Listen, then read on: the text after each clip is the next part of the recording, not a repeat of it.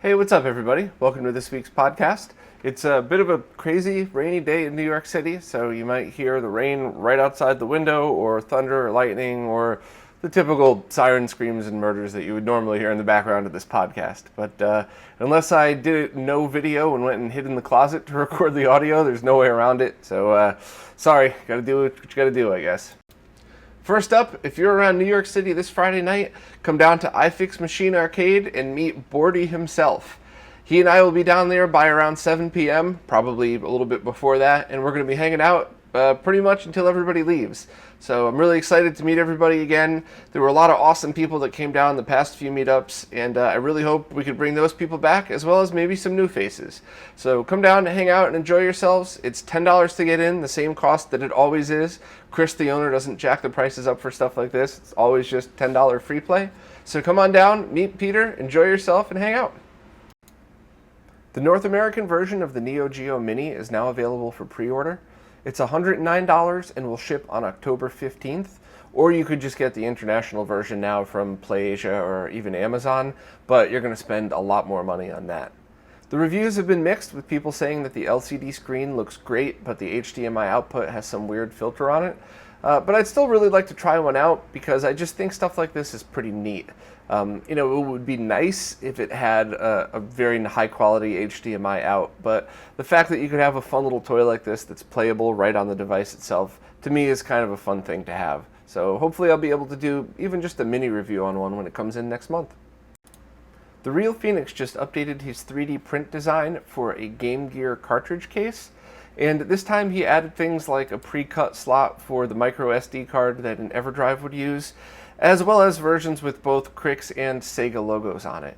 So I really love stuff like this. I know that you can get a used Game Gear game for like $1 in some crappy, used bin somewhere, but I would much rather 3D print my own case than sacrifice even a $1 bargain bin game, which might sound silly, but I hate to throw those PCBs away. It's a perfectly good game, and I just think that with the ability to 3D print stuff, we should be creating, not destroying. Sounds a little cheesy, but whatever. Now you have choices, at least. So I'm getting a friend of mine's printing out one of these for me. I'll give it a shot, and if I have any feedback, I'll probably post by next week. Sfirx has just added solid color screens to his SMS Test Suite, which is really awesome because either an all-white screen or 100% color bar screen is the perfect way to test video voltages using an oscilloscope. So adding something like this is actually a pretty big deal for anybody that needs to do SMS testing. So a huge thanks to Sfirx for adding this, and hopefully we'll continue to see some more cool updates. For a while now, I've gotten requests to do more beginner-friendly videos, and not necessarily first step beginner, but just maybe approach things from a perspective of somebody that wants to know how to get the best out of their consoles, but doesn't know where to start. So I started with a Genesis hardware tips and tricks video. I tried to make it a little fancier with some zoom-in shots and the cheesy little spinner crap. But to be honest, I totally understand the request for things like this. I think there's a ton of people out there that would completely understand everything they need to know pretty easily if somebody just got them started. So videos like this are a lot of fun for me, but doing the extra flash is a ton more work. So if you liked it and you want to see more like this, try and share it. Let's see if we can get the views to justify all the extra time spent, which I hope that doesn't sound like an awful thing to say. I'm certainly not unappreciative of the views that I have, but I do have a lot of projects that I am so excited that I get to be a part of and I get to work on. So when I do stuff like this that takes 3 or 4 times longer than my average video, I really want to feel like it's worth taking time away from those other awesome projects as well. So the numbers will speak for it. Let's see if we could share this in places that maybe we normally wouldn't. Facebook, Reddit, any of those places that could possibly reach a wider audience. And if the hits justify it, I'll start doing stuff like this for all the consoles, as well as some just basic beginner videos on how to get started. I've talked a lot about this over the years through Q&As or just meeting people, but I've never done basic videos on it, and I really would enjoy doing it. So I guess let's see if this video takes off or not. And I will have an advanced follow-up video soon, but I made a massive mistake while shooting the advanced follow-up video. I was so concerned with making sure I got the shot correctly that I was looking up, like kind of looking into the screen on the camera while I was using my desoldering iron, and I went to desolder a whole bunch of stuff, and I'm just looking up at the screen, making sure everything's lined up, and I didn't realize that my desoldering iron was clogged. And every time I was touching the head of the desoldering iron to the motherboard, it was so hot that it was just burning the pads off. So luckily the things that I was desoldering are not needed to complete the mod, but now the Genesis doesn't power on. So there's a good chance that I completely burnt that out because I was trying to look fancy on camera. What an asshole. And it stinks too, because I'm very proud of my mod work for the rest of the video. I got a bunch of really cool microscope shots that after I did the mod, I went back in and zoomed in so that you could see what the mod looks like up close and how close the pins are together. I really enjoyed a lot doing stuff like that, and I hope to finish that video soon, but I'm going to have to go down to Brooklyn and have Jose help me get this Genesis repaired because I screwed it up. But what can you do? Hopefully I'll have a follow-up video within a week or so. Evan Amos's game console photography book is now up for pre-order on Amazon for about $25, and it'll ship in early November. I'm really excited to check it out because I've been following Evan's work since before I even knew it was Evan's. He does such high quality work, and even getting to know him over the years, I've been able to work on a few things with him where I was able to get him down and take pictures of some of the rare stuff that I've gotten my hands on over the years. So it's very cool to see his book become a reality. I pre-ordered mine, and I'm really looking forward to getting it. Voltar just showed a teaser of his new Capcom Classics JAMA adapter, which is a basic pass-through adapter that allows you to use some of the classic Capcom arcade boards, such as Ghouls and Ghosts, on any standard JAMA harness. So it's pretty neat for anybody that wants to use a super gun or an existing arcade setup with these older boards. A Japanese company is releasing micro SD cards with pictures of classic Sega consoles printed on them to celebrate both the Mega Drive's 30th anniversary and the Dreamcast's 20th. I think it's pretty neat, and while it's kind of useless because you put the SD cards in and you never see them, it is something I would like to buy just for fun, but they're all 16 gigs, which really isn't going to help for most things. Sure, you could fit the whole Mega EverDrive pack on there, but you can't really fit many Saturn or Dreamcast things on it. So who knows? Maybe they'll offer a different version with with much higher capacities. But either way, it's neat, and I wanted to share it. Retro Accessories just added a custom cable builder page to their website, which I think is pretty cool because there's been many times over the years I've needed custom cables with VGA ends or things wired weirdly on there, and now you could just go in, choose your connector, your length, and all the other options and just have whatever you want made for you. The one thing to note is I believe they were having some trouble with their website, so if you run into any issues, refresh the page, maybe try a little bit later, or just email them directly, but hopefully this will all be fixed by the time this airs. Nintendo just announced that the new Super Mario Bros. For Wii U will soon be available on the Switch early next year, and that makes sense because the Switch has sold a lot more than the Wii U already, and it's not even halfway through its life cycle. So it would be a shame that not many people would get to play a game like this, because I really thought it was a good game. I liked the Wii version better, but certainly there's nothing wrong with the Wii U version. The only downside in this, other than the fact that I'm going to have to rebuy this game if I want to play it on the Switch, is that I do wish that they would put more effort into making some HD remakes of great games like the Wii U version of New Super Mario Bros. I think that one and a lot of the Wii titles would really benefit from a 720p or 1080p high-definition remaster, but who knows, maybe they're waiting for the 4K edition of the Switch to come out so they could do 4K versions. That's just a guess that I completely pulled out of nowhere, by the way. There's no rumor for that, but I kind of hope it's true. Nintendo also announced that its paid online service will launch on September 19th, with quite a wide difference in the pricing structure depending on how much you want to prepay. So it's $20 if you pay for the full year, or $8 for 3 months at a time, which would equate to about $32 a year, or $4 a month, but that would equate to $48 a year. So if you just want to try it out for a while, maybe pay for a month and see. But if it's something that you plan on using for the duration, you save almost half, or more than half actually, by just paying for the whole year up front.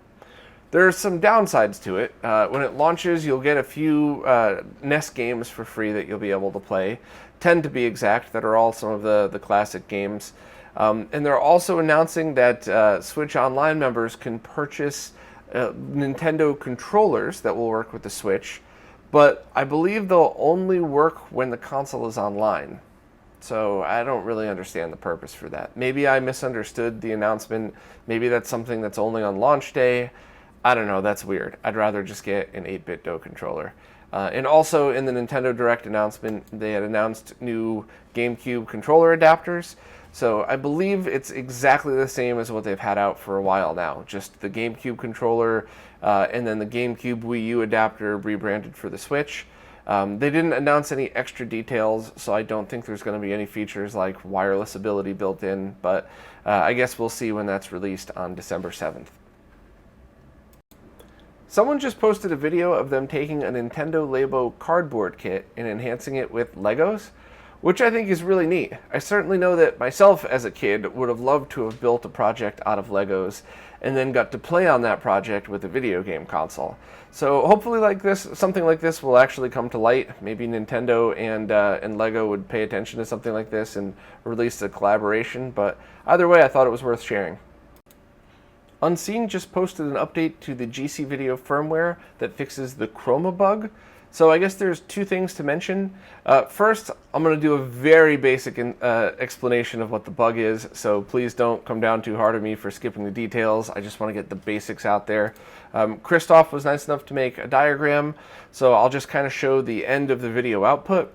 You could see as it goes through, when the video signal hits its original YCBCR component video state, if it's broken out from there, everything's fine.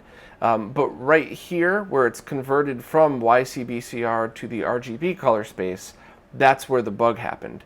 So right now, if you're using any of the dual output or analog GCVideo solutions, if you're using component video, it should look perfect. But if you're using VGA, RGB, or DVI, HDMI, then you're going to have the chroma bug because of the way the conversion was done.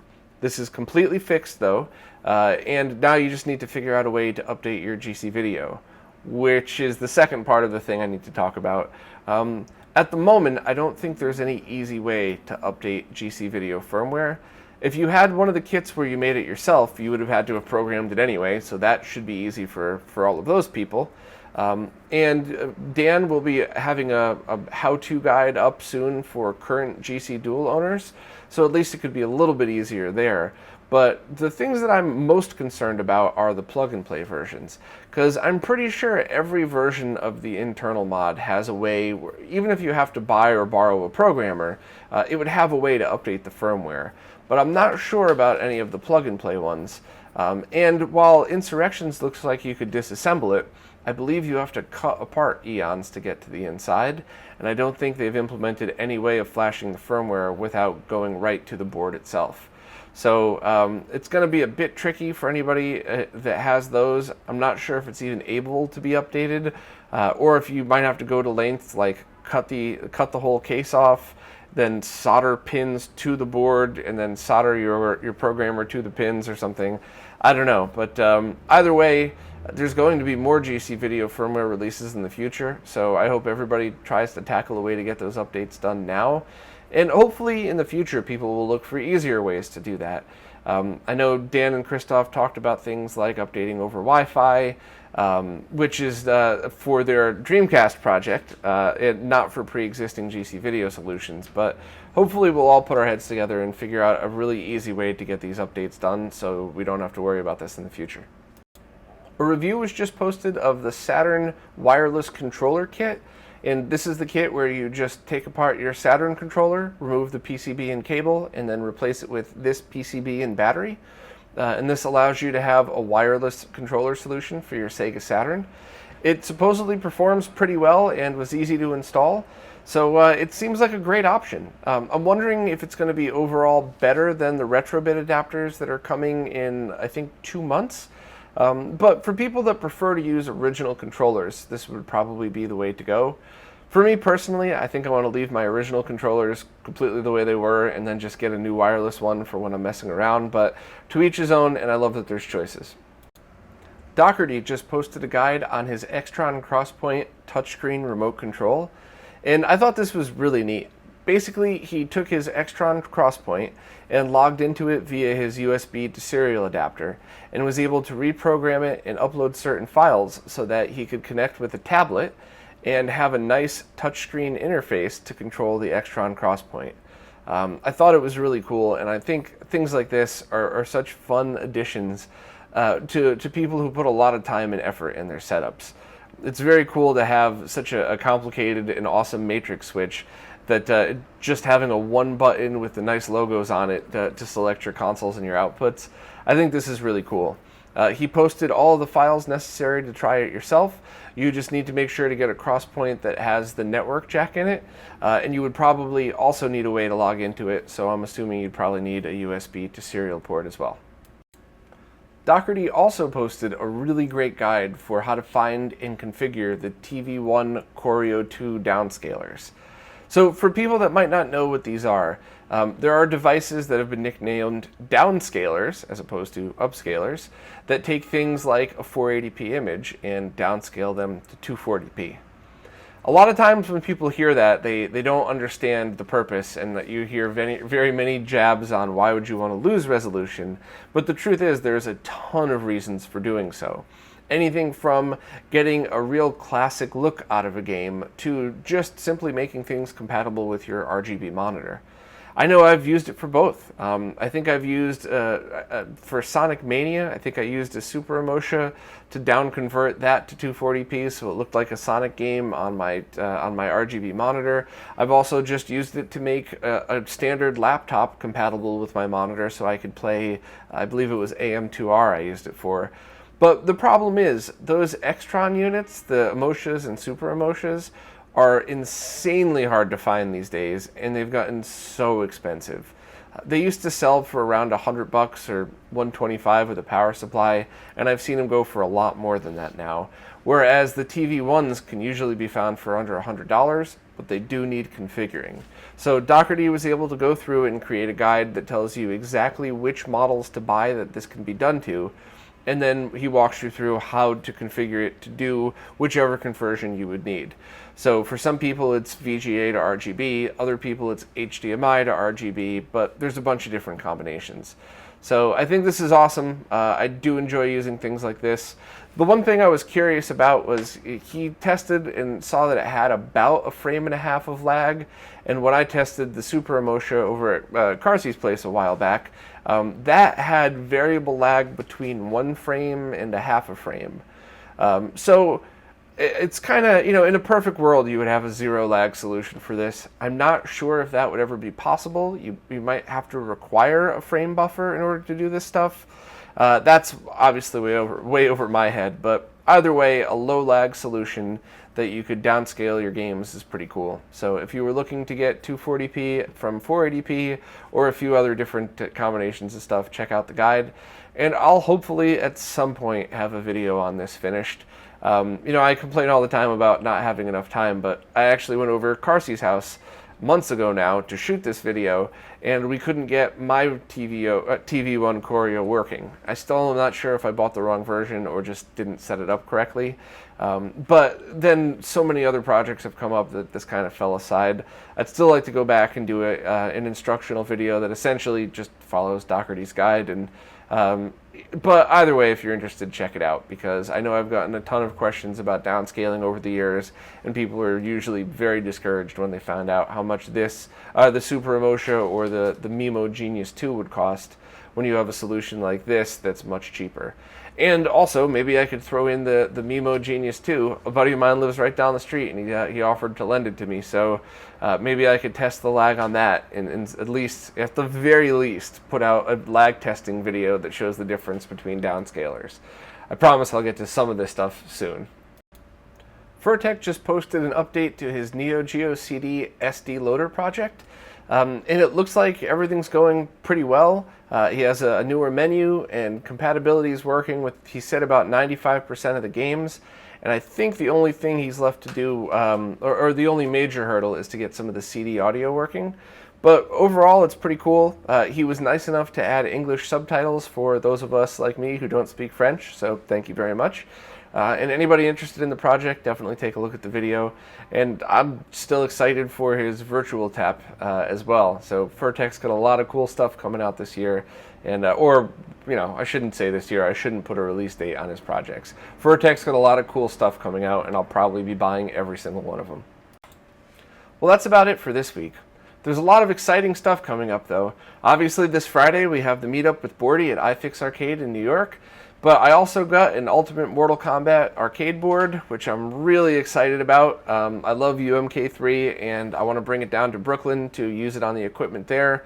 I haven't purchased a super gun or any of the attachments yet because I wanted to make sure the board worked. I didn't want to jinx it. So I'll be doing some testing this week, and hopefully that'll turn into a fun video. And hopefully we could also get a UMK3 tournament around here.